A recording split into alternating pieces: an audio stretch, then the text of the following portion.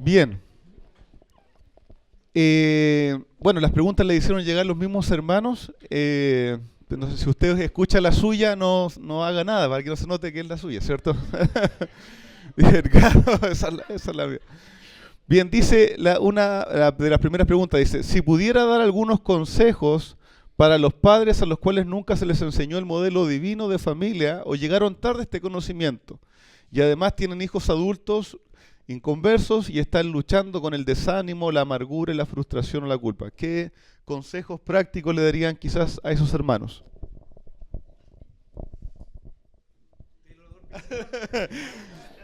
Bueno, sí, lo hemos ido mencionando. Creo que el primer consejo es saber que aunque uno, ¿cierto?, no vivió o participó de la manera que el Señor instruía en su palabra, la familia, ¿cierto? Y todo, en esto, hermanos, todos cometemos errores, todos tenemos diferentes situaciones. Siempre es tiempo de alguna manera sumarse y tomar este conocimiento bíblico, ¿cierto? No quedarse en la frustración, quedarse en la amargura, no es nunca un fruto o un propósito del Señor para nuestras vidas, sino que, ¿cierto? Ahora, habiendo pasado, ¿cierto? Quizás por ese mal camino o ese mal transitar, mirar hacia atrás y corregir, ¿cierto? Lo que hice mal, reconocerlo, hermanos, eso es muy importante, poder decir, no como uno escucha muchas veces personas ya mayores, ¿cierto? Decir, bueno, yo lo hice así nomás y así me resultó y así fue mi vida, sino que reconocer, mira, yo no hice bien esto, no hice bien lo otro, pero, ¿cierto? La palabra del Señor enseña esto y eso nos enseña a sujetarnos, a poner mis perspectivas y mis experiencias bajo la autoridad de la palabra del Señor. Creo, hermanos, que los hermanos que son mayores, ¿cierto?, en edad o en adultez más madura, tienen mucho que aportar a la iglesia del Señor, pero necesitan este reconocimiento. Necesitan poder decir, ¿cierto? Yo no hice todo esto bien, no tenía este conocimiento, pero esta es la verdad de Dios, y eso transmitirlo a las próximas generaciones, ¿cierto? En el pensamiento bíblico o en la historia bíblica, las personas mayores siempre eran personas a las que había que estar atentos, digamos, porque tenían un buen consejo. Siempre y cuando no esté esta necedad. Yo lo hice así, así me resultó, así viví y listo. No, eso no aporta a la vida cristiana. Lo que aporta a la vida cristiana es la sabiduría que nace de la palabra del Señor. Entonces eso diría. No sé. Sí, sí, yo diría también que, hermanos, debemos descansar en un Dios soberano, un Dios que en su providencia, ¿se escucha, cierto? Yo no me escucho bien. Ok, que Dios en su providencia permitió todas esas cosas. Como permitió también, por ejemplo, que el apóstol Pablo o Saulo asesinase a creyentes antes de su conversión y tal vez podría tener la misma interrogante. eh, ¿Por qué? ¿Cierto? ¿Por qué Dios me hizo pasar por esto? Pero Dios lo puso en su providencia.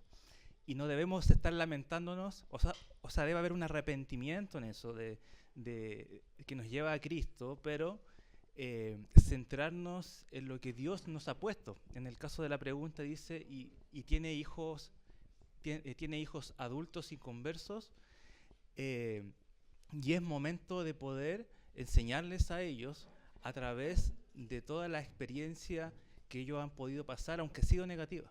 Entonces me imagino al apóstol Pablo también enseñando en las congregaciones y lamentándose y enseñando desde su propia vergüenza cómo perseguía a los cristianos, pero ahora cómo servía a Cristo.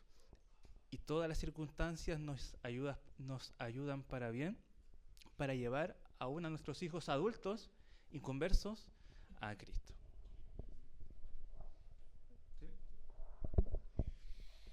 Bien. Otra, ¿había, sí, una pregunta? ¿No? Bien. Otra pregunta que también considero muy buena, ¿cierto? Dice, considerando que el pololeo no es bíblico, sino un producto de la cultura, ¿cierto?, de este mundo, ¿usted podría dar algunos principios bíblicos, o sea, algunos principios, ¿cierto?, para el cortejo, para esta relación prematrimonial? Doctor Ricardo está meditando hoy día, ¿cierto? No, yo lo primero, hermanos, que hago meditar a los adolescentes y a sus padres, ¿cierto? Cuando hablamos de esto del pololeo, porque dicen, bueno, si no pololean, ¿cómo van a o qué van a hacer, ¿cierto? Que hay algunos conceptos que aclarar. Bíblicamente, en estado de relaciones, ¿cierto? Y de relación entre un hombre y una mujer, ¿qué condiciones existen? ¿Qué condiciones existen? Hay personas solteras y hay personas casadas. Hermanos, todas las relaciones se resumen en eso. Hay personas solteras y hay personas casadas. Las personas, para hablar, ¿por qué no creemos en el pololeo primero? Las personas solteras, ¿qué derecho y autoridad tienen sobre el disfrute de otra persona? Sobre disfrutar de sus caricias, disfrutar de sus besos, disfrutar de su tiempo. Una persona soltera, ¿qué derecho tiene sobre un varón, sobre una mujer soltera? ¿Tiene algún derecho? No. Hermano, ¿bíblicamente puede disfrutar de ella? No. Porque el razonamiento bíblico es que primero un hombre y una mujer, ¿cierto?, se hace cargo de otra persona con un pacto, una promesa, yo me hago cargo, yo doy mi palabra, entrego mi vida, digo, yo me voy a hacer cargo de esta persona, así como Cristo amó a la iglesia y se entregó a sí mismo por ella para tenerla así por pueblo.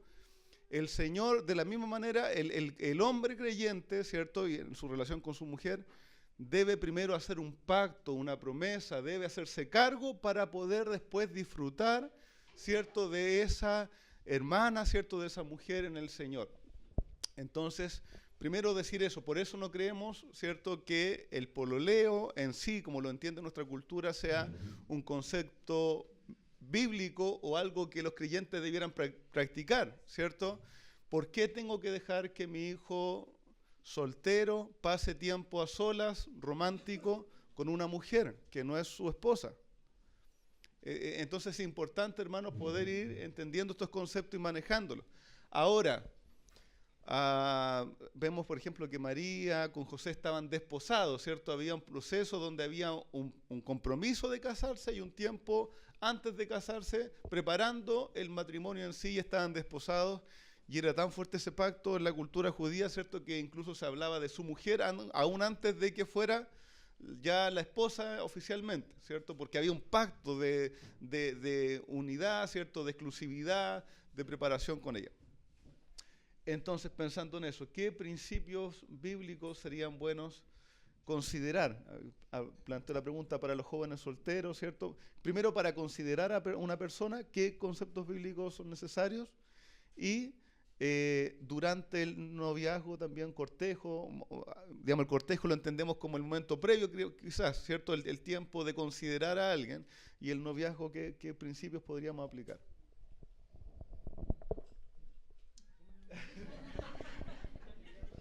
Bueno, sí, hay dos preguntas ahí. Bueno, el primer consejo en cuanto al cortejo, si ya están conociéndose, diría yo que hay que afirmarse en Dios, y Dios siempre es la respuesta a todo. Dios es santo, por lo tanto no voy a hacer en ese cortejo algo que no sea santo. Y todo lo que podamos hacer, ya sea en el cortejo o en el matrimonio, que no sea santo, es pecado y punto. Entonces tenemos que siempre ir a Dios, porque Dios es la verdad. Y conducirse según Dios. Entonces, eso en cuanto al relacionarse. Siempre refugiarse en el carácter de Dios. Lo que Dios es lo que nosotros debemos imitar y ser. Y bueno, principios, por ejemplo, uno que pensaba mucho yo y que dice Pablo a la iglesia, es que, por ejemplo, los jóvenes de la iglesia deben tratar a las doncellas como hermanas, con un amor genuino, puro, amigable. Creo que ninguno de los que realmente son pololos hoy en día puede tratar a esa pareja como un hermano o una hermana, el 100% del sentido de la palabra. Entonces tiene que haber un respeto, tiene que haber un cuidado, tiene que haber también santidad de por medio, como ya hablaba. Entonces esos pueden ser principios muy, muy claves. Y para encontrar una pareja, dijo el profeta Amós, andarán dos si no estuvieran de acuerdo.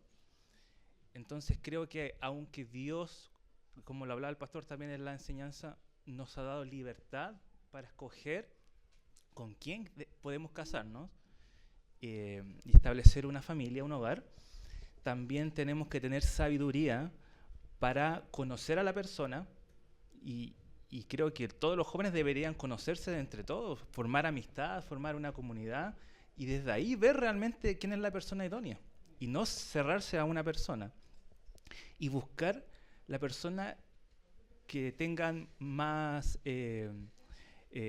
metas afín o propósito afín. Yo sabía que no iba a escoger una esposa que no iba a estar dispuesta a estar en el ministerio y casarse con un pastor. Si esa mujer me decía, no, yo no quiero estar en el servicio pastoral, no la elijo, simplemente. No la elijo porque entiendo el propósito que Dios tiene para mí. Entonces creo que eso es sumamente importante. No solamente ser cristiano, sino también tener un propósito para Dios afín. Bueno, lo primero que yo diría a los jóvenes y señoritas, digamos que están en este contexto en una iglesia local, es vean primero en su redil, ¿ya? Vean primero en su iglesia, ¿ya? Hay lindos, hay buenos testimonios, ¿no es cierto?, de jóvenes, digamos, de hermanos que hoy día son matrimonio, ¿no es cierto?, y que su esposa o su futuro esposo siempre estuvo ahí, ¿no es cierto? Ellos querían buscar en otras iglesias, querían ir a conferencias, pero finalmente su esposo o su esposa siempre estuvo ahí, ¿ya? Entonces, lo primero yo diría, sí, Dios puede darle un esposo, una esposa cristiano que hoy esté en otra congregación, está bien, pero primero mire lo que el Señor le ha dado en su entorno, ¿no es cierto?, en su cercanía. Lo primero que yo diría. Lo segundo es que esta etapa es un tiempo, mis hermanos, para guardar mucho el corazón, ¿ya? Hoy día, digamos, todos nuestros jóvenes, nuestras señoritas, se mueven en ambientes seculares, ¿no es cierto? Probablemente todos ellos estudian, ¿no es cierto?, y que son lugares donde hay una avalancha de secularismo, de mundanalidad, donde todo es normal y donde su perspectiva de la vida y de las relaciones es la anormal, ¿no es cierto?, donde el pensamiento cristiano es lo extraño, es lo retrógrado, en lo que nadie hace, es una tontería, ¿ya? Así ve el mundo nuestra perspectiva de las relaciones de pareja, ¿ya? Entonces yo, un consejo, ¿no es cierto?, diría a los jóvenes cristianos que están en esta etapa, necesitan poner mucho cuidado en cuidar su corazón, en cuidar sus pensamientos, necesitan estar muy cerca de la palabra del Señor, necesitan, en un sentido, contrarrestar la influencia del mundo en este sentido, que es donde por ahí pasan la mayor parte del tiempo.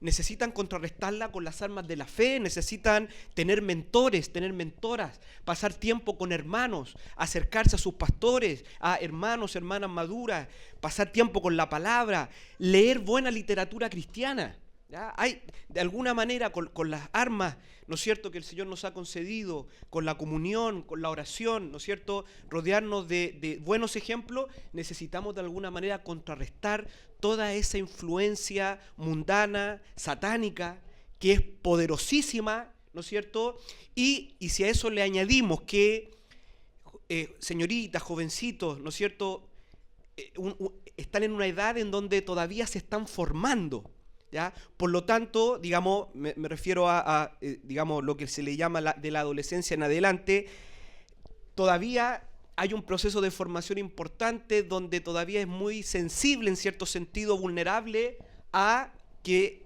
entren ciertas ideas y ciertos pensamientos, aún jóvenes y señoritas que son de iglesia, ¿ya? Entonces, eso, digamos, para no alargarme más, eso diría, dos sugerencias o dos consejos. Mire en su entorno inmediato, ¿ya?, que allí puede estar la persona que Dios tiene para usted, como decía Mano Jürgen, relaciónese, comparta, ¿no es cierto?, y también cuídese, cuide mucho su corazón, porque allá afuera la avalancha de filosofía y de pensamiento es extremadamente fuerte y extremadamente poderoso. Si usted no hace nada, si usted no cuida su corazón, si usted no cultiva la palabra de Dios en su vida, en su mente, usted tiene muchas probabilidades de irse moldeando también al mundo.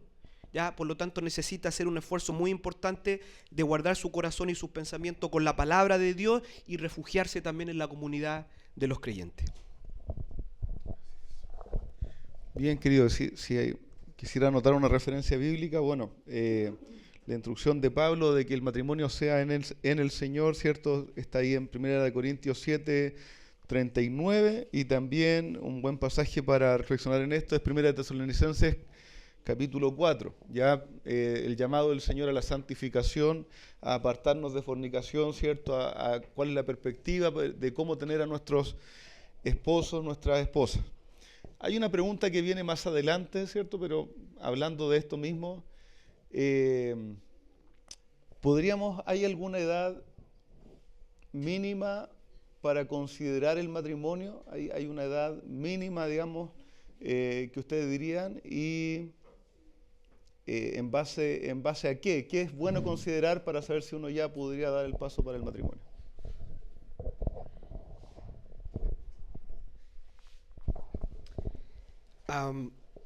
Estuve mirando esa pregunta.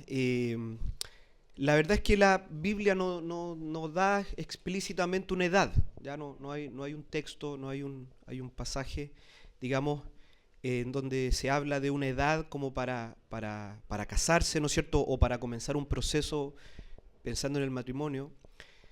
En la cultura judía, ¿no es cierto?, se consideraba mucho el fin de la pubertad, ¿ya?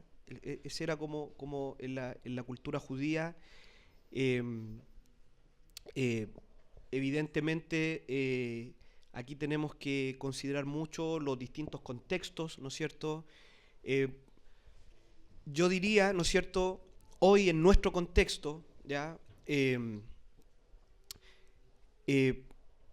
Apuntaría mucho a, digamos, la preparación práctica para entrar en un compromiso serio, ¿ya? Por ejemplo, Pastor Daniel hablaba de que, claro, comúnmente en la edad donde los jovencitos normalmente pololean, en realidad no hay ningún tipo de compromiso serio, ¿ya? Eso más bien tiene que ver con cuestiones carnales, ¿ya? Y con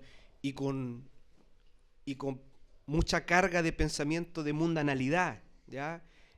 Por eso es que nosotros no comulgamos con este concepto del pololeo. Pero, digamos, en nuestro contexto, yo diría, ¿no es cierto?, jóvenes que ya están de alguna manera preparados, ¿ya?, que ya están preparados para hacerse cargo de un compromiso serio, ¿ya?, hacerse cargo de un compromiso serio. Y eso tiene que ver con, ¿no es cierto?, cierta independencia, ¿no es cierto?, tiene que ver con ya, económicamente hablando, tener algo que ofrecer, ¿no es cierto?, cierta madurez también en cuanto a la fe, ¿ya? Entonces yo creo que por ahí iría un poquito también, digamos, pensando en la edad o el tiempo en cuanto ya los jóvenes pueden estar preparados para comenzar un proceso mirando el matrimonio. Sí, yo estoy de acuerdo. Creo que no es un tema de edad, es un tema de madurez, más que nada. Entonces, cuando la persona esté dispuesta y capacitada para sostener a una familia en relación al varón, y la dama en cuanto esté también dispuesta a sujetarse a un varón y llevar adelante la familia también, y también tener hijos, creo que ya están listos. Entonces no es un tema de edad, sino un tema de madurez espiritual, madurez de vida, en cuanto a seguir adelante y avanzar, simplemente. Sí, también diría, bueno, lo que ustedes dicen se resume en el mandato y la enseñanza que nos da el Señor ahí en Génesis 2:24, ¿cierto? El que se quiere casar debe poder dejar a su padre y madre y unirse a su mujer y ser una sola carne, digamos. Hermano, esto es importante para también, en especial los que tenemos hijas, los que tienen hijos. Si nuestra hija se va a casar, ella está diciendo que también está dispuesta a tener hijos y tener familia. Entonces no esté, porque he escuchado muchas veces de consejo, cásense, pero no pueden tener hijos hasta 10 años más, ¿cierto? No pueden tener hijos hasta 5. No, el matrimonio es el matrimonio. Y el Señor lo ha instituido, y parte del matrimonio y su bendición y su alegría, si el Señor así en su gracia lo quiere, es que lleguen hijos. Entonces, uno no se casa con condicionantes. El matrimonio es el contexto, ¿cierto?, en el cual se desarrolla esto. Y también, ¿cierto?, el varón. Entonces, dejará a su padre y a su madre y se unirá a su mujer.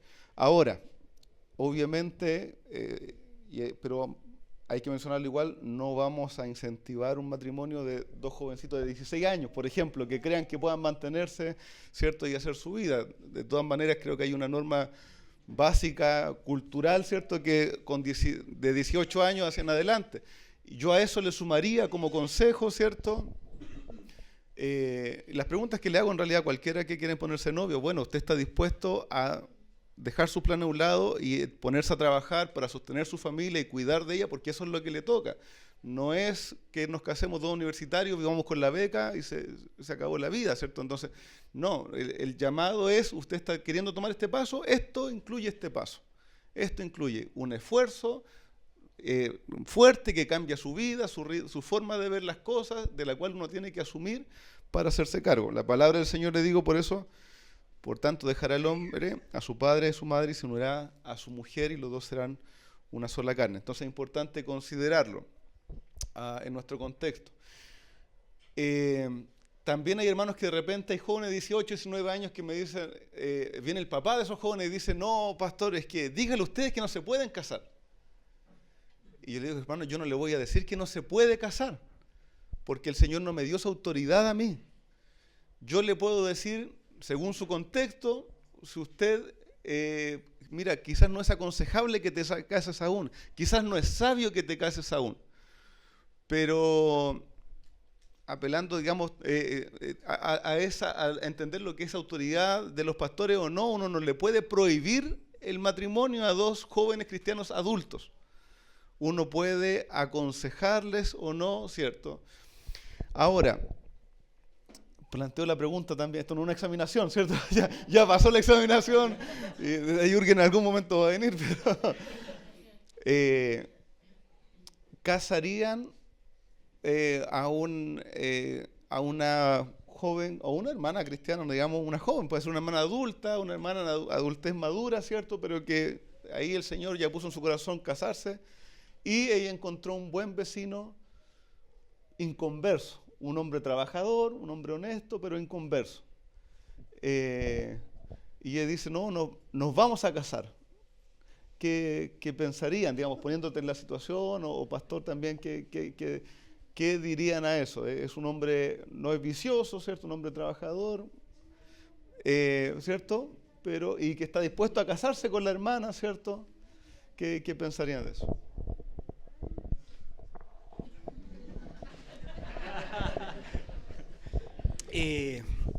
Bueno, creo que en algún momento en la serie de acerca de la familia, creo que se tocó el tema, ¿no? Yo creo que habría que, por lo pronto, ¿no es cierto? Por lo pronto habría que pasar tiempo con la hermana, ¿ya? Habría que... por lo pronto mi consejo, evidentemente, sería que no se casara, ¿ya? Pero también habría que pasar tiempo con la hermana, porque muy probablemente hay algunas cosas que la hermana no está entendiendo, ¿ya? Probablemente hay algunas cosas que la hermana, en este caso, ¿no es cierto?, está errando en su manera de pensar, bíblicamente hablando, como cristiana, ¿no es cierto?, porque hay un principio básico en la Escritura en donde necesitamos casarnos en el Señor, ¿no es cierto? Y eso tiene que ver con casarnos con creyentes, ¿no es cierto?, con con hermanos y hermanas que compartan nuestra fe, que caminen con nosotros. Hay un principio en la palabra de Dios, ¿no es cierto? Andarán dos juntos si no estuviesen de acuerdo, ¿ya? Y por muy bonito y por muy romántico que sea ese varón, y alguien podría decir, oye, es mejor, tiene mejor actitud, es más cariñoso que hasta lo que uno de pronto puede ver en la iglesia misma, pero él tiene un tremendo problema, tiene un problema fundamental, un problema esencial, ¿no es cierto? Que no conoce a Cristo, que no camina con el Señor Jesucristo, que no considera la palabra de Dios para su vida, que aunque en lo externo se vea muy bien, pero una cosa es un conocimiento inicial, ¿no es cierto? Pero otra cosa muy distinta es vivir juntos, ¿ya? Otra cosa muy distinta es el matrimonio. Y evidentemente en el matrimonio todas aquellas cosas, ¿no es cierto?, de inconverso, de alguien que no conoce al Señor, eso se va a evidenciar. Y lamentablemente, probablemente si usted conoce algún caso más o menos de esta situación, la gran mayoría de los casos son muy malas experiencias, ¿no es cierto?, cuando creyentes se casan con no creyentes. Entonces yo, digamos, me opondría a ese matrimonio, yo tomaría a la hermana y pasaría tiempo con la hermana, ¿no es cierto?, llevándola a la palabra del Señor, razonando con ella y llevándole a pensar bíblicamente acerca de un paso tan importante como el matrimonio. Sí, solamente agregar, un pastor no debe casar un yugo desigual, ¿cierto? Una respuesta rotunda a esto es un no. Un no porque va en contra de los principios bíblicos. Entonces, ¿cómo podemos estar dando una bendición espiritual a alguien que está pecando? ¿Cierto? Yo creo que en todo otra área o sentido sería ilógico, irracional el pensar eso. Entonces, me acuerdo, por ejemplo, en ejemplos de Israel, cuando se juntó el pueblo con no creyentes, como la ley fue tajante con ellos y fueron muchos muertos y muertas por desobedecer esa norma, esa ley del Señor, a involucrarse con gente pagana. Y por más que, bueno, como era el caso, ¿cierto?, que pudiera ser ese vecino, no tenemos que olvidar que es un hijo del diablo. Por muy crudo que suene, porque está en las tinieblas. Y por muy bueno que sea, a veces la cara de Satanás puede verse muy, muy bonita, puede ser destructivo para nuestra hermana. Entonces, siguiendo a ese consejo que decía el pastor, y le paso este pensamiento que es fuerte y crudo, pero es la verdad.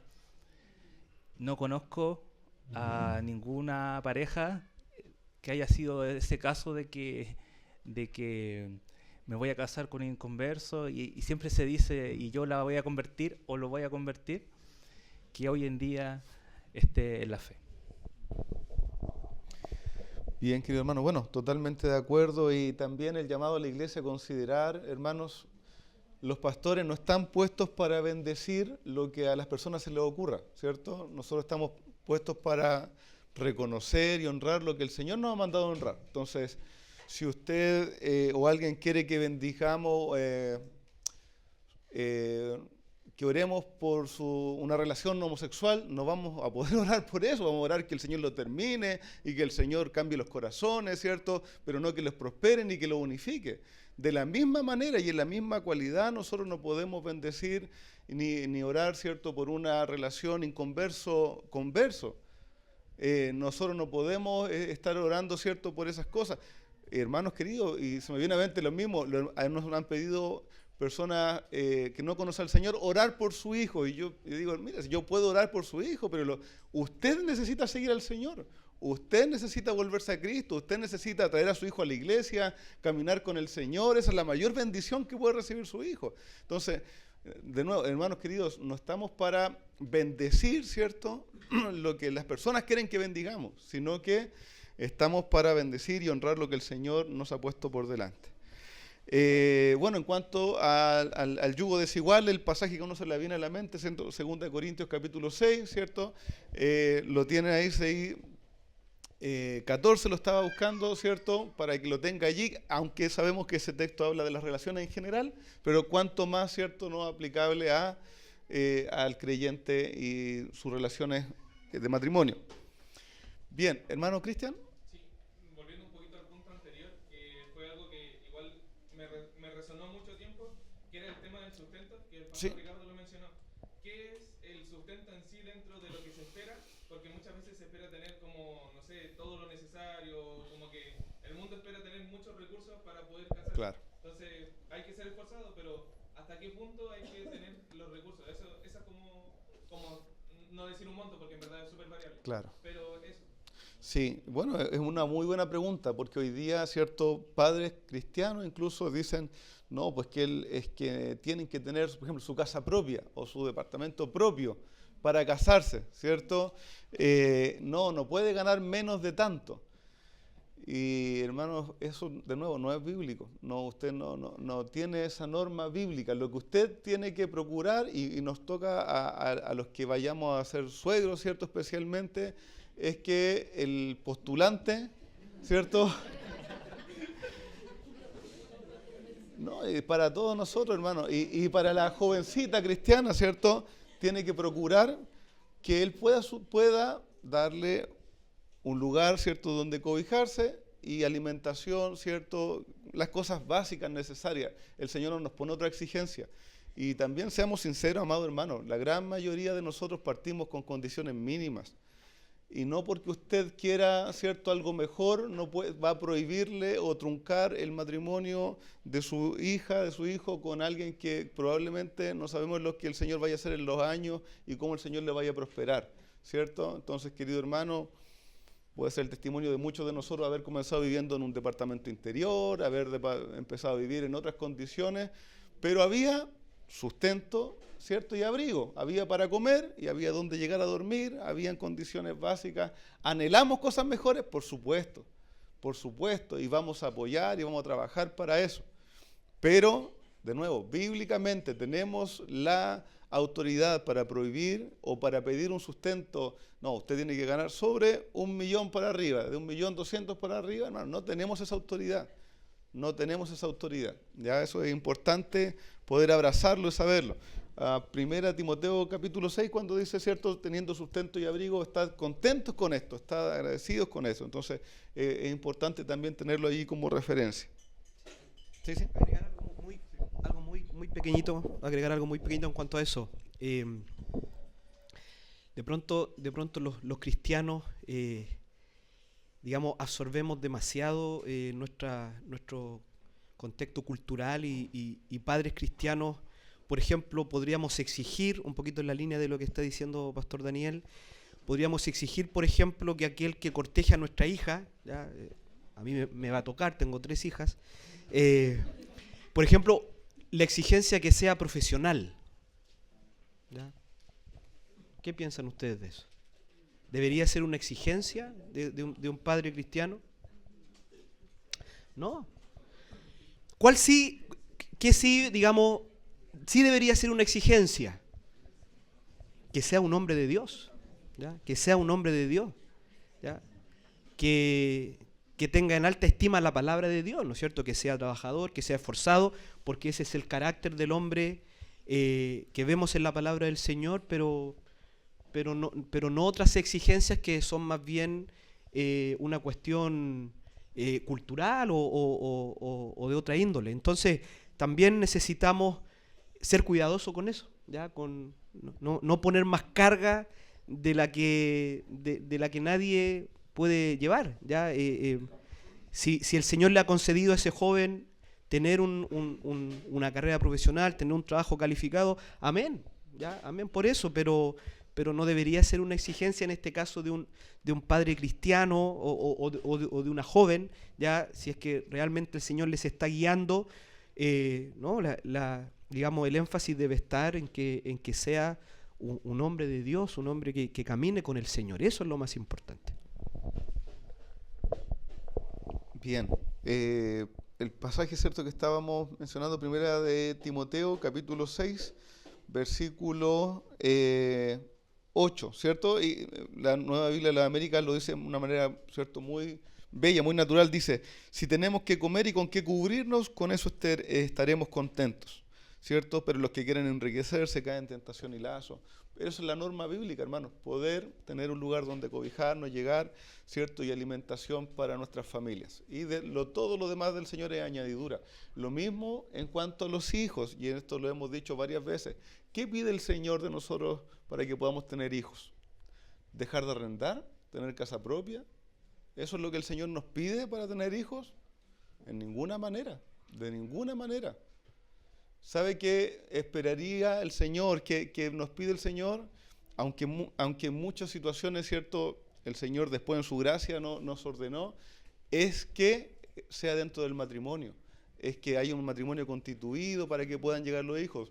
Si el Señor, si no lo éramos, alguno de nosotros no lo es, bueno, ordene su vida, trabaje para eso, cásese, ordene su vida delante del Señor y la sociedad.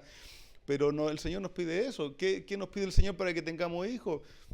El deseo de tenerlo, el anhelarlo, pero lo mismo que para el matrimonio, porque para el Señor no había una distinción entre el matrimonio y la venida de los hijos.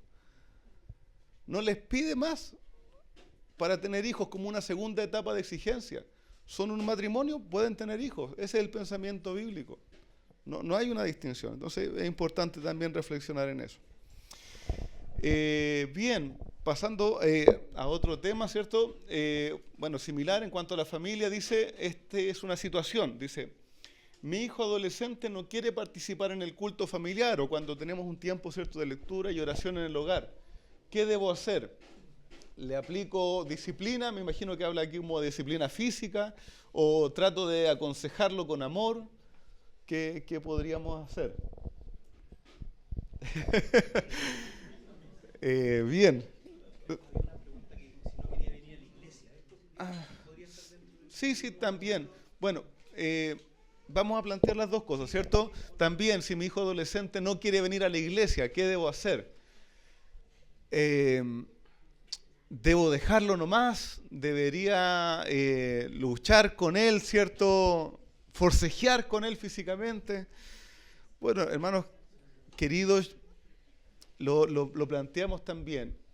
El hijo adolescente en el hogar, ¿está bajo autoridad? Sí, está bajo autoridad. Bien, hermano, muy bien.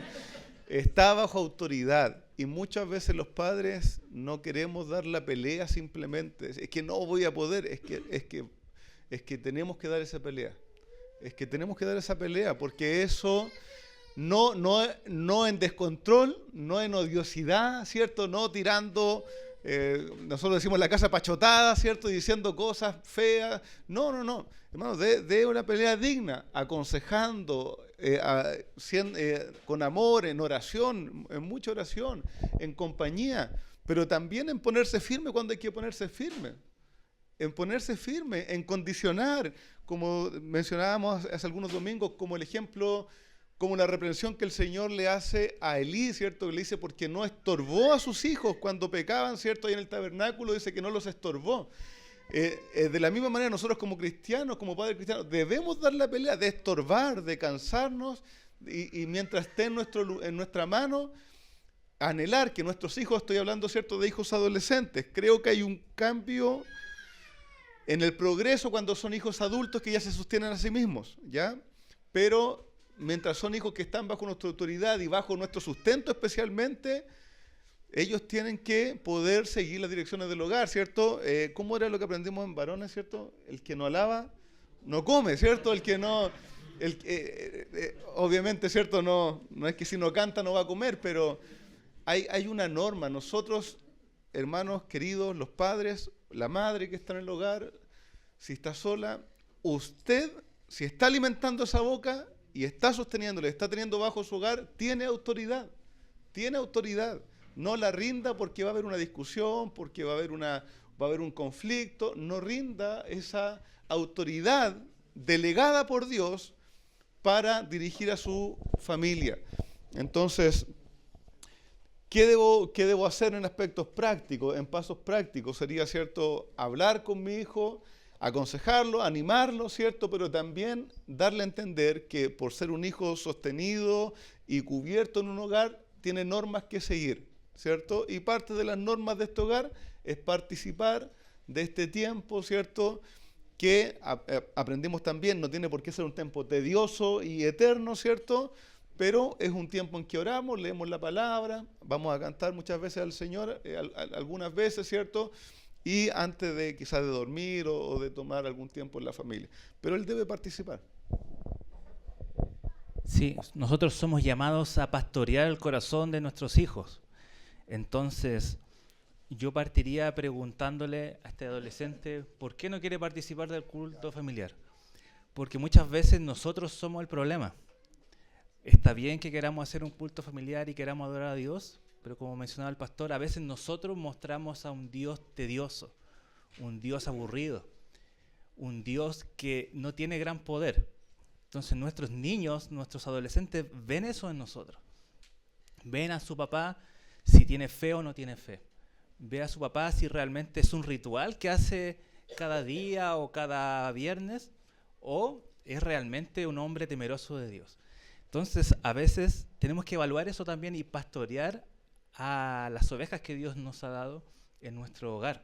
Primero eso, pero conociendo sus razones después, y obviamente si él está mal, corregir, instruir en amor, y obviamente no va a disciplinar a un adolescente, ya se le fue el tiempo para eso, sino instruir, amonestar, corregir, alentar en algunos casos, dependiendo del caso de lo que sea.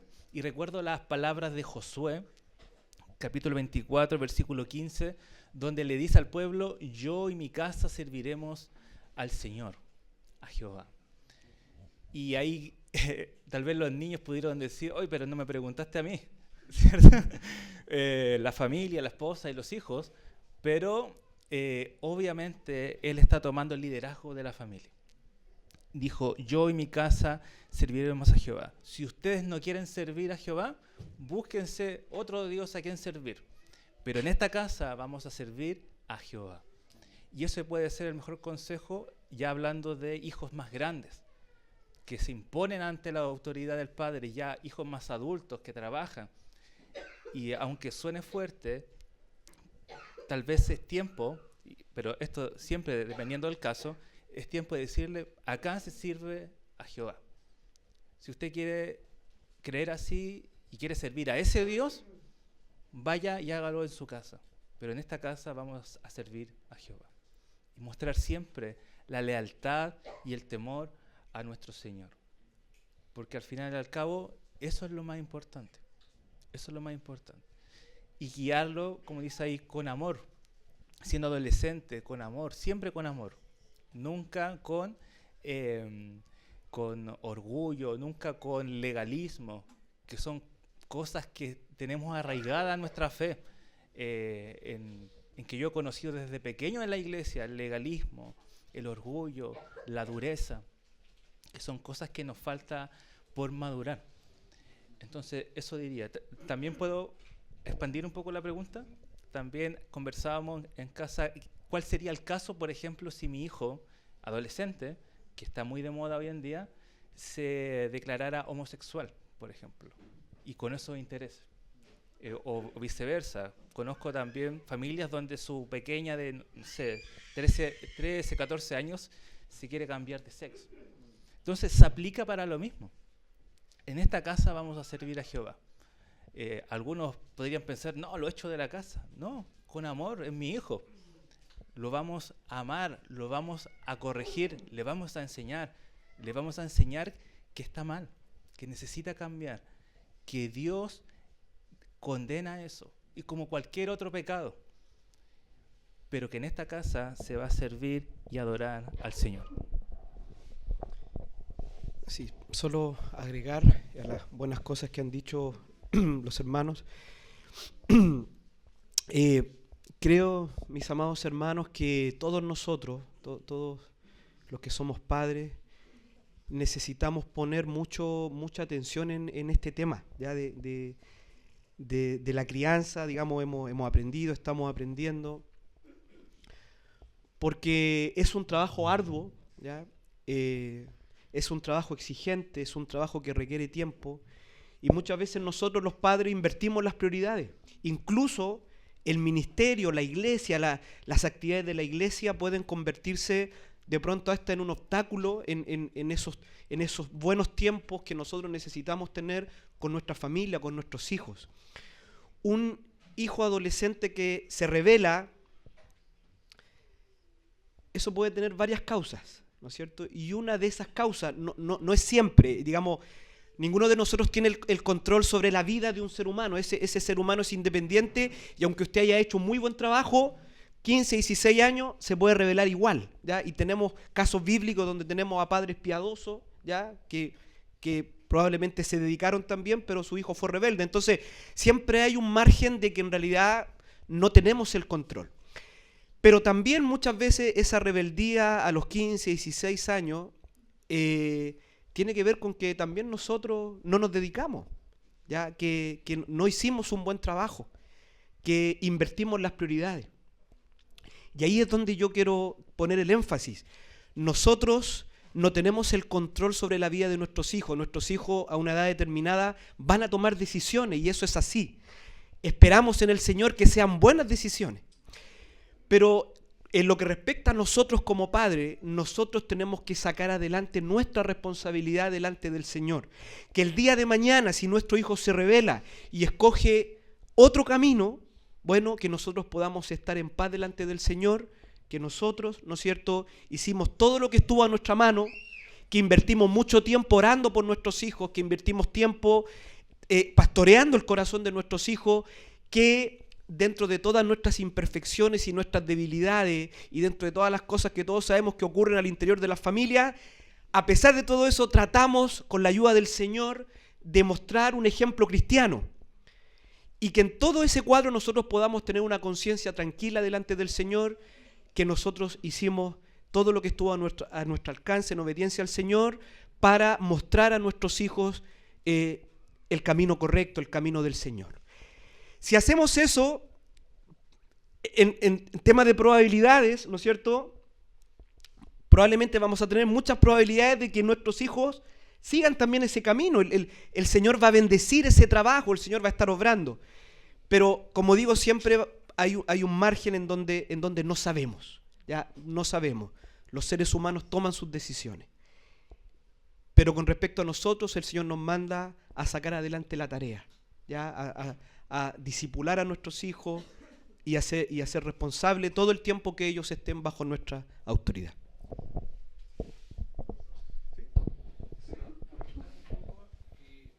Siendo líderes de nuestro hogar, somos responsables también de situaciones que ocurren en nuestro hogar. Y por ejemplo, si se vulnera abiertamente algo pecaminoso en el hogar, somos llamados a tomar medidas o cartas en el asunto también. Exacto, sí.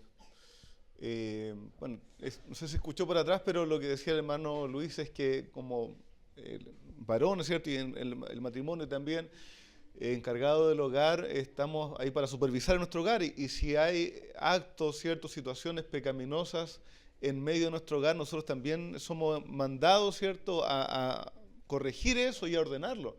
El amor y el consejo, ¿cierto?, y el pastoreo que estamos mencionando no es permisividad, ¿cierto? No es que estoy enseñándole a mi hijo, entonces voy a dejarlo, no sé, que vea cosas que son indecentes, ¿cierto?, en la televisión del hogar, y porque todavía lo estoy pastoreando.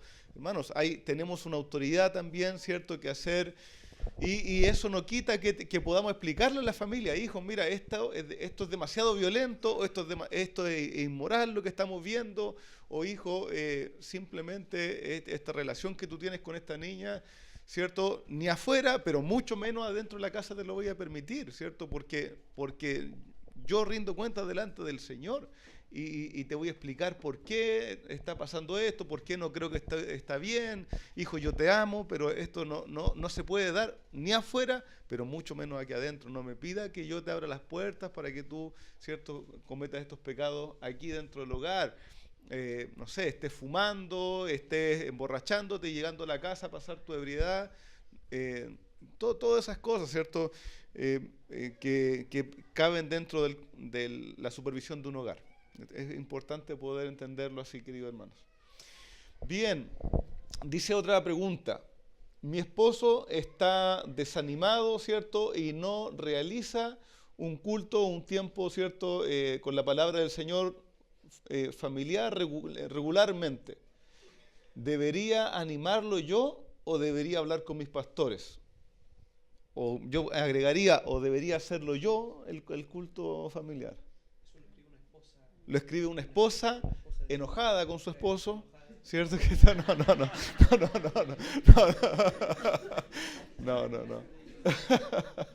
no. ¿Cierto? ¿Qué debiera hacer?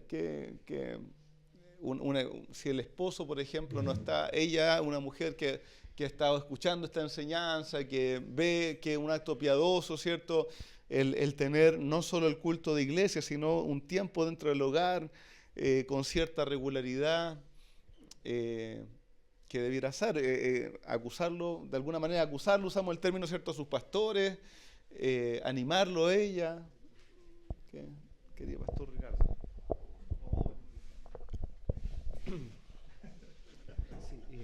Bueno, por muchos años temí en sobremanera cuando me decían, bueno, vamos a hablar con el pastor. ¿Ya? Esa era ya el límite, ahí yo ya tenía que cambiar, ¿sí, no? No. A ver, yo diría en este caso, ¿no es cierto?, que plantea la hermana, en donde en este caso su esposo no está, ¿no es cierto?, cumpliendo con sus responsabilidades como líder de hogar. Ya a esto podríamos sumarle tal vez otras cosas. Yo diría aquí dos cosas. Lo primero, si bien es cierto, como hemos aprendido por la palabra del Señor, hay un lugar de liderazgo que Dios da al varón en la familia, pero eso no le impide a su esposa hacer muchas cosas. ¿Ya? Digamos, su esposa puede seguir predicando el evangelio en el hogar, su esposa puede seguir enseñando a los niños, su esposa puede seguir, digamos, si ella es consciente de esta situación, puede seguir activamente. Ya aquí lo que yo no llamaría es a la pasividad de la esposa, ¿no es cierto? Que la esposa esperara sentada que su esposo tome el lugar que le corresponde y la esposa no haciendo nada. Si la esposa es consciente de esta situación, ella puede hacer muchas cosas, ella puede involucrarse, ella puede imprimir en el hogar esa atmósfera cristiana, ¿no es cierto? Puede hablar del Señor, puede reunir a sus niños, puede mostrar ejemplos de piedad, oración, tiempos con la palabra. O sea, hay muchas cosas que una hermana en esta situación puede hacer. Pero digamos, en el mismo proceso en donde ella de alguna manera, entre comillas, se hace cargo de lo que su esposo no está haciendo, no ella tomando, digamos, el liderazgo de la familia, imponiendo una autoridad que no es correcta, pero sí puede realizar muchas acciones buenas, ¿no es cierto?, para empujar, ¿no es cierto?, la vida, el evangelio en el hogar. Pero al mismo tiempo, bueno, ella necesita incrementar su tiempo de oración por su esposo. Mis hermanos, en todas estas problemáticas, si bien es cierto hay mucho consejo de la palabra del Señor, consejos prácticos, pero por favor no nos podemos olvidar de nuestra arma principal. Recuerden lo que dice la palabra del Señor: la oración del justo puede mucho.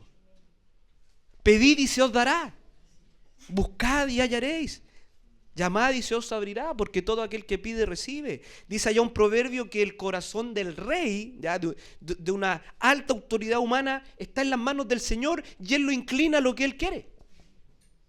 ¿Cuánto más, no es cierto?, de un padre, de un hijo. Entonces, no nos olvidemos, mis amados hermanos, de nuestra arma principal, que es la oración, ¿ya? Y si tenemos que incrementar la oración, hay que incrementar. Y si tenemos que tener tiempos de ayuno y oración, hay que hacerlo. Entonces yo diría a esa hermana, orar, incrementar la oración por su esposo y primero, antes de ir donde el pastor, ¿no es cierto? Bueno, busque maneras de hablar con su esposo, ya busque tiempos, ¿no es cierto?, en donde exponerle, ¿no es cierto?, con este gran principio que vemos en toda la palabra de Dios que nos ayuda tanto en toda la relación humana, misericordia y verdad. Ese es el gran principio bíblico para relacionarnos en todo. Misericordia y verdad. Una cosa no quita la otra. El siervo del Señor no debe ser contencioso, sino amable para con todos, pero que corrija. Ahí está, misericordia y verdad. ¿Ya? Entonces, con misericordia y verdad. ¿Por qué? Porque podemos estar, a lo mejor, en este caso un varón puede a lo mejor estar en una situación problemática, no sé, digamos, así como lo hacemos con nuestros hijos, queremos, en este caso la esposa, bueno, tratar de llegar también al meollo del asunto, ver también el corazón de su esposo.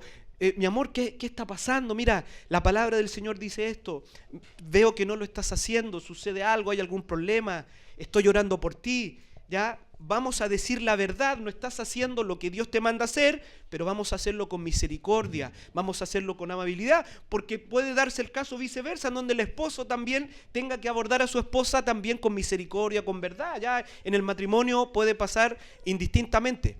Entonces, y claro, y haciéndome cargo de la pregunta, si ya después de un tiempo, ya en donde este esposo no, digamos, no se vuelve al Señor, no considera, no se arrepiente, ¿ya? O al menos comienza un proceso de arrepentimiento en donde entiende, reconoce, acepta la exhortación de su esposa y se dispone para cambiar su actitud. Si eso no sucede, si se mantiene una actitud de no reconocimiento, cuando su esposa claramente por la palabra, mi amor, esto no es mi opinión, la palabra del Señor dice que tú tienes que liderar en estas cosas, bueno, ahí yo diría, bueno, busque ayuda, ¿ya? Busque ayuda, y ahí están los líderes espirituales de la congregación, hermanos maduros, ¿no es cierto?, busque ayuda y en ese caso, después de haber, ¿no es cierto?, esto no se trata de llamar a los pastores porque no baja la tapa del inodoro, ¿no es cierto?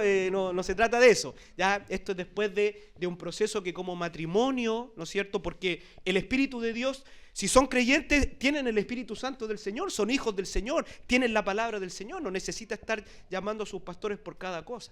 Pero evidentemente cuando ya después de un proceso, después de un tiempo en donde no hay respuesta, yo diría, bueno, busque ayuda, busque que un tercero, ¿no es cierto?, pueda intervenir también con el propósito de ayudar y de restaurar lo que no está bien. Sí, muy bien. Solamente agregar a todo lo que el pastor ya dijo y que tenemos que tener en cuenta, hermanos, es que la esposa abre su boca con sabiduría y hay enseñanza de bondad en su lengua, como dice el proverbio. Y con esto debe animar a su marido que no está en un buen momento, puede ser, o simplemente está creciendo en la fe. Y se debe entender según también la madurez, es un proceso. No todos de repente fuimos hombres espirituales y dedicados y predicamos todos los domingos, sino que hay un proceso largo de años de crecimiento. Pero algo que recalcar que es muy importante, que la esposa, la dama, nunca debe perder su lugar. Aunque el esposo no esté haciendo el culto familiar, no significa que ella deba tomarlo. No significa que ella tiene que ser el papá de la casa ahora. Hay que tener cuidado con eso porque eso está muy común. Es muy común en nuestra sociedad. Pero el papá es el papá. Es irreemplazable. El esposo es el esposo. Y a veces también, ahí amplío un poco el tema, hay hijos que toman ese lugar. Hijos espirituales, obviamente, pero eso no es honrar a los padres tampoco. A pesar de la situación en que esté el esposo o el padre, siempre se debe honrar ese lugar. Y animar desde la posición que Dios nos ha dado en la familia, ya sea como hijo, como esposa o al revés como esposo, animar y nunca tomar el lugar de o el rol que Dios le ha dado a la otra persona. Entonces siempre debemos cuidar eso. Obviamente esta esposa, como decía el pastor Ricardo, puede seguir enseñando a sus hijos, El culto familiar no está primero que eso. Es algo de bendición, es algo que va a traer realmente cosas buenas para el hogar, pero mucho más importante que eso, ¿ok?, es el hecho de pastorear también el corazón de su cónyuge, mutuamente.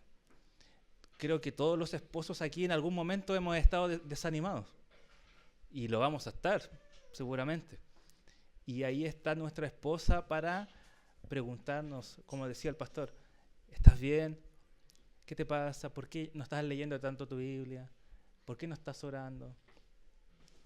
No sé, desde el amor, como hablamos con el tema de los niños también, desde el amor. No como una persona que le está pidiendo cuenta al esposo, oye, ya hiciste esto, ya vamos a la iglesia, sino desde el amor, un cuidado genuino hacia su cónyuge. Pastorear también ese corazón que Dios nos ha puesto al frente, el pastorear el corazón de nuestra esposa, de nuestros hijos, de nuestro esposo también. También necesitamos ser confrontados por nuestra esposa a veces, y que realmente nos llamen la atención y que nos animen en el camino, porque nos desanimamos. A veces perdemos fuerzas y necesitamos también que nuestras esposas sean de aliento para nosotros, pero no que tomen nuestro lugar, no que hagan lo que Dios nos mandó a nosotros, porque estamos realmente en una línea muy delicada en ese momento. Tenemos que siempre bendecir desde el lugar que Dios nos ha puesto y no tratar de ocupar el lugar del otro. Gracias, hermano. Bueno, mencionaba ahí, ¿cierto? Si usted está anotando alguna cita, Proverbios 31, también es bueno reflexionar Primera de Pedro capítulo 3, ¿cierto? En especial los versículos del 1 al 6. Una de las preguntas, ¿cierto? Decía, para unirlas, decía entonces, ¿debo ser como la mamá de mi esposo si él no está haciendo lo que tiene que hacer? Hermana querida, nunca usted debe ser la mamá de su esposo. Usted es la esposa de su esposo, y desde ese lugar, como bien decía nuestro hermano, a aportar, ayudar, animar. La exhortación es un momento. Creo que por decir algo, de 10 veces que lo alienta, viene una exhortación. Siga alentando, una exhortación, pero no en ninguna manera, si su casa es su exhortación contra su esposo, exhortación, probablemente no lo está haciendo bien. Debe haber un proceso, debe ser un proceso nutrido de aguardar, de silencio, de compañía, de aliento, de exhortación y corrección, de compañía, de amor, de servicio. Y es un proceso, hermano, nutrido. ¿O acaso a algún hijo también uno le enseña, palo? No, hermano querido, debe haber modelar, acompañar, conocer, exhortar, ¿cierto? Corregir y volver a modelar y volver a enseñar. Debe haber un proceso nutrido en nuestras familias con respecto a esto. Entonces, creo que está bastante claro, ¿cierto?, la perspectiva. Nos quedan unos minutos, sí, algunos minutitos, ¿cierto? No vamos a alcanzar a ver todas las preguntas. Creo que, gracias al Señor, había una buena variedad también de cosas. Esto no es tan fácil, pero lo voy a plantear, ¿cierto?, porque podemos encontrarnos con esta realidad. Dice, si hay un divorcio, en la situación, si hay un divorcio por alguna situación, y en esto creo que estamos de acuerdo en lo general, ¿cierto? Aunque buenos hermanos, no estoy diciendo entre nosotros, pero buenos hermanos, usted va a escuchar probablemente a Piper y a MacArthur con diferentes opiniones con respecto al divorcio y las segundas nupcias, ¿ya? Para que usted no diga, dijeron algo hereje, no. Hay buenos hermanos que saben mucho más que nosotros, ¿cierto? Y que tienen diferentes perspectivas en cuanto a esto. Nosotros vamos a expresar la perspectiva que nosotros tenemos con respecto a las convicciones bíblicas. Si hay un divorcio, ¿la parte inocente puede volver a casarse? ¿Con quién puede volver a casarse? ¿Con un soltero? ¿Solo con otro divorciado? ¿Con un viudo? ¿Una viuda? ¿Qué podríamos decir con respecto a eso? ¿Puedo partir? ¿Sí? Bien, querido, para expresar lo que he dicho en otras ocasiones, En primera instancia, aunque siempre hay que escuchar el testimonio y el progreso en el tiempo y las diferentes situaciones, en primera instancia yo creo que la parte inocente de un divorcio sí puede volver a casarse, no al año siguiente, no a los 6 meses, ¿cierto? Porque evidenciaría que quizás estaba esperando el divorcio para volver a casarse, ¿cierto? No, el divorcio delante del Señor nunca es algo bueno o completamente agradable. El Señor dice que Él rechaza el divorcio. Hay situaciones por las cuales el Señor nos permitió el divorcio, pero no es algo que al Señor le agrade, que Él se goce en el divorcio, ¿cierto?, de dos personas. Siempre es una situación triste, siempre es devastador para ambas partes, siempre, siempre. Hermanas queridas, yo les ruego que consideren esto, hermanos. En las películas, en las series se muestra, ¿cierto? No, si terminamos como amigos, los niños lo entendieron bien, eso es una mentira diabólica, mundana, siempre es un desastre el divorcio. Ahora, la parte inocente, llamamos a esto la parte no completamente sin pecado, siempre hubo algo, actitudes, ¿cierto? Alguna cosa que de mi parte no fue perfecta, pero si me engañaron y yo no engañé, a eso le llamamos la parte inocente, la parte, ¿cierto?, que se mantuvo en fidelidad. En la ley del Antiguo Testamento, la parte inocente sobrevivía. La parte culpable era ejecutada, así se aplicaba la ley.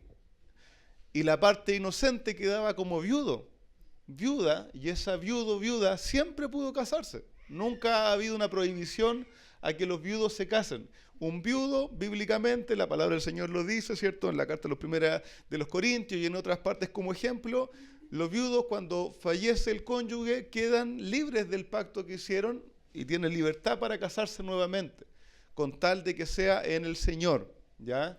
De nuevo, siempre esa es la norma. Entonces, el viudo, bíblicamente, es un soltero, una soltera que tiene libertad para casarse, no importa si tiene 60, 70, 80 años, si quiere casarse, que el Señor le bendiga, ¿cierto? Y puede hacerlo. Ahora, yo le diría la parte inocente siempre espere por lo menos 2 años, 1 año y medio, 2 años, mínimo, como un consejo, para que restaure su vida, para que se entienda soltero, para que bajen las emociones, las pasiones. Incluso en la situación de un divorcio, el Señor puede volver a restaurar, puede muchas veces volver a actuar, a menos que la parte culpable se haya entregado al pecado, una vida licenciosa, y cierto que veamos que no hay restauración. Entonces, primeramente diría eso. Creo, por el ejemplo de la ley, que podría volver a casarse la parte inocente con libertad de conciencia después de llevar un tiempo y con tal de que sea en el Señor. No está obligado si ya está fuera del yugo, ¿cierto? Del yugo, no está mal tampoco, pero del pacto matrimonial, no está obligado a casarse solo con otro divorciado o solo con un viudo. 2 personas que no tienen un pacto matrimonial se pueden casar libremente. No hay una condicionante para eso. Puedo aportar más, pero si quieren. ¿O quieres que hable más? Ya, no entendí el gesto. No, ya. Bien. Ahora, ahí es distinto con la parte que fue culpable. Es distinto porque